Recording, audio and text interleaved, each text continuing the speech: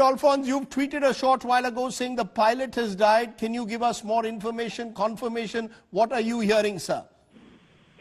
Well, my information, my sources I'm getting from the Kerala media, from the visual media. This is my source. So you may kindly like to reconfirm from your own sources. I mean, this is what is already been out in the Kerala visual media, and that's the source. So what I hear is that this flight from Gulf with 177 passengers landed in Calicut airport, and it was extremely heavy rains today all across Kerala. And the flight landed, it slowed down, but then of course it skid off the runway, and then of course went nose down, and then the front portion of the aircraft split, and that's how I think the pilots were injured. And apparently, as per the Kerala media reports, which I was watching, one of the pilots have died, the other pilot is injured. And many passengers who were in the front rows have been seriously injured. And very luckily, the aircraft didn't catch fire, very providential.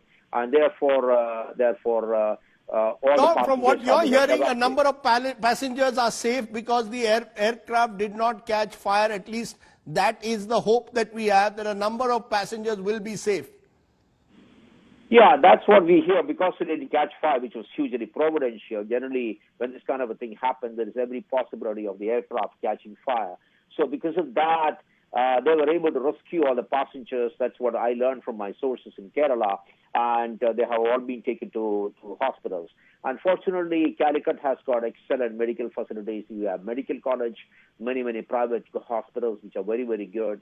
So anyway, it's been a tragic day for Kerala, because in the morning we woke up with the news that there's been a landslide in Munnar, where 80 people were trapped, and as per the latest report, 15 people have died.